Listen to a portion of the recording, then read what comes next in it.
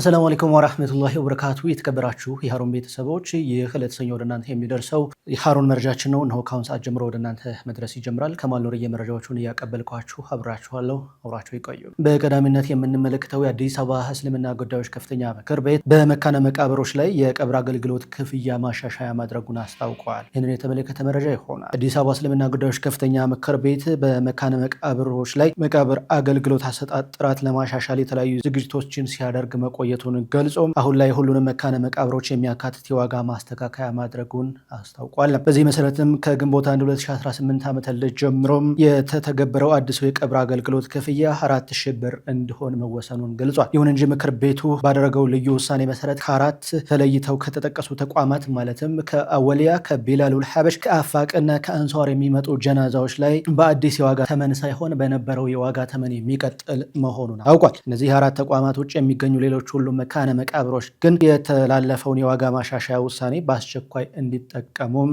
ተግባራዊ እንዳደርጉ ትዕዛዝ መስጠቱን አስታውቋል። የኢትዮጵያ ሙስሊም ወጣቶች ካውንስል በአርሲ አሰላ የመስጅድ ኔት ቅርንጫፉን ከፈተ። የኢትዮጵያ ሙስሊም ወጣቶች ካውንስል ወጣቶችን ለማብቃትና የመስጅድን ሁለንተናዊ ሚና ለመመለስ በማለም ከሚተገብራቸው ፕሮጀክቶች መካከል አንዱ የሆነው የመስጅድ ኔት ማዕከል የአሰላ አርሲ ቅርንጫፉን በትላንትናው ዕለት በይፋ አስመርቋል። ከምረቃው ጎን ለጎንም የአርሲ አሰላ ሙስሊም ወጣቶች ካውንስል የስራ እንቅስቃሴ ምልከታ የተካሄደ ሲሆን ለአካባቢ ሙስሊም ማህበረሰብ እንዲሁም ለአርሲ ዩኒቨርሲቲ ተማሪዎች ታላቅ የዳዕዋ መርሃ ግብር መካሄዱ ተገልጿል። መስጅድ ኔት ወጣቶች ከመስጅድ ጀምሮም መንፈሳዊና ማህበራዊ ተቋማትን ጠንካራ ተሳትፎ እንዲያደርጉ ከማስቻሉን ባሻገር በቴክኖሎጂ እውቀታቸው ራሳቸውን በማጎልበት ሀገራቸውን በተለያዩ ዘርፎች በማገልገል አበርክቷቸውን ማጉላት የሚችሉበት ትልቅ እድል መሆኑም ተጠቅሷል። መርሃ ግብሩ ላይ የአሰላ ከተማ ከንቲባም በአርሲ ዩኒቨርሲቲ ከፍተኛ አመራሮች፣ የመጅሊስ አመራሮችና በርካታ የአካባቢው ሙስሊም ማህበረሰብ አባላት ተገኝተው የፕሮግራሙ ታዳሚ እንደነበሩ የተገለጸ ሲሆን በኢትዮጵያ ሙስሊም ወጣቶች ካውንስል ፕሬዚዳንት ኡስታዝ ሃይደር ከድር የፈረስ ስጦታ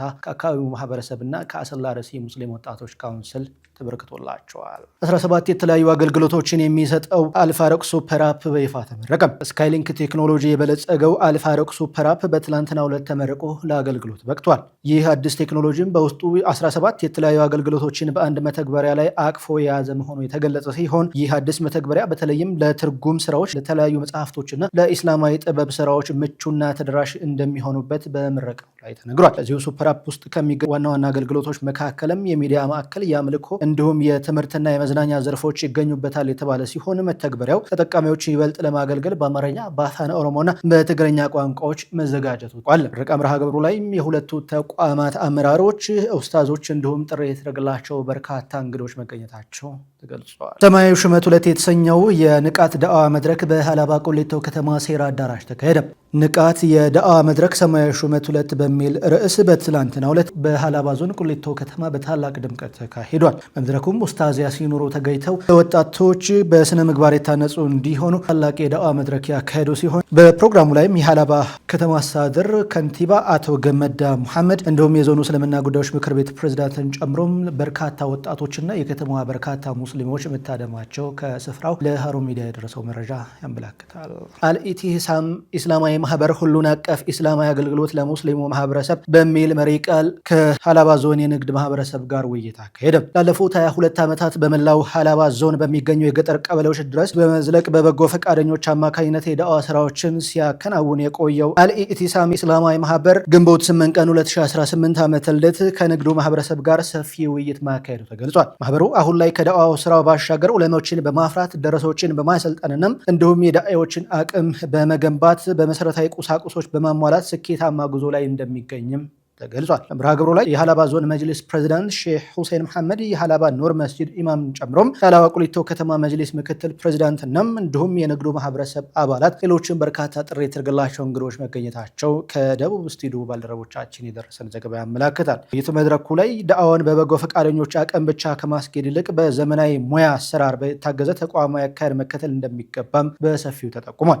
ቴክኖሎጂና የሚዲያ አጠቃቀም በተመለከተ ሰፊ ውይይት የተካሄደ ሲሆን ይህን ዘርፍ ለዳዕዋ ስራ መሳካት ከፍተኛ አስተዋጽኦ ያለው ቢሆንም እስካሁን በአግባቡ አልተጠቀምንበትም። በመሆኑም ለወደፊት ልዩ ትኩረት ሊሰጠውን ይገባል ሲሉም አቅጣጫ ማስቀመጣቸው ተመላክቷል። እጩ ትውልድ ታሳቢ ያደረገ ሁሉን አቀፍ አገልግሎት ለሁሉም ሙስሊም ለማዳረስ የሚችሉ ሌሎች ወሳኝ ርዕሰ ጉዳዮችም በውይይቱ ከተነሱ ርዕሰ ጉዳዮች መካከል እንደነበሩም ከደቡብ ስቱዲዮ ባልደረቦቻችን የደረሰን መረጃ ያመላክታል። እየተከታተላችሁ የምትገኘው ለተሰኘ ወደ እናንተ እየደረሰ የሚገኘውን ሀሩን መረጃችን ነው። አሁን ከባህር ማዶ ያገኘነውን መረጃ ወደ እናንተ እናደርስ። የስፔኑ ጠቅላይ ሚኒስትር ላሚን ያማል በእስራኤሎች እየደረሰበት ያለውን ወቀሳ አስተባበሉ። የባርሴሎናው ኮከብ ተጫዋች ላሚን ያማል ለፍልስጤም ያለውን ድጋፍ በግልጽ ካሳየ በኋላም የእስራኤሉ መከላከያ ሚኒስቴር እስራኤል ካትስ ተጫዋችን በእስራኤል ላይ ጥላቻን በማነሳሳት ከሰውት ነበረ። አሁን ላይ የስፔኑ ጠቅላይ ሚኒስትር ፔድሮ ሳንቼዝ ለወጣቱ ኮከብ ጠንካራ መከላከያ ይዘው ቀርበዋል። ጠቅላይ ሚኒስትሩ በኤክስ ገጻቸው ላይ በእስራኤልን ክስ ሙሉ በሙሉ ውድቅ በማድረግ ባስተላለፉት መልእክትም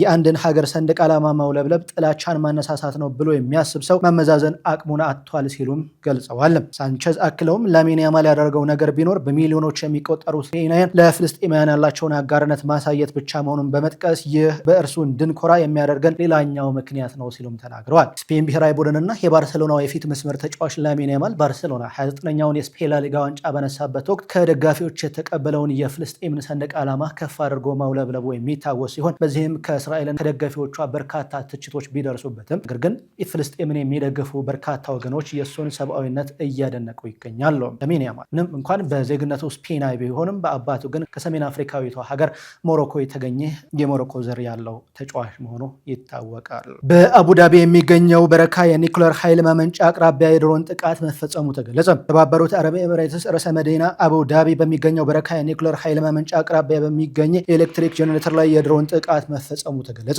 ጥቃቱን ተከትሎ ምንም አይነት የሰው ጉዳት አለመድረሱ የተገለጸ ሲሆን የጨረር መፍሰስ ስጋት እንደሌለና አራቱም የኒኩለር ማመንጫዎች ሬክተሮች አሁን በመደበኛ ስራቸውን እያከናወኑ እንደሚገኙ ተገልጿል። ጥቃቱ ጋር በተያያዘ ተነስቶ የነበረ እሳት በፍጥነት በቁጥጥር ስር መዋሉ የተገለጸ ሲሆን እስካሁን ድረስ የዚህን ጥቃት ኃላፊነት የወሰደ አካል አለመኖሩ ተገልጿል። አብራችሁን ስለነበራችሁ ስለተከታተላችሁን ምስጋናችንን እያቀረብን የዛሬው የመረጃ ሰዓታችን ይህን ይመስል ነበር። በያላችሁበት የዓለም ዳርቻ ሰላም ከእናንተ ጋር ይሁን። አሰላሙ አለይኩም ወራህመቱላሂ ወበረካቱ።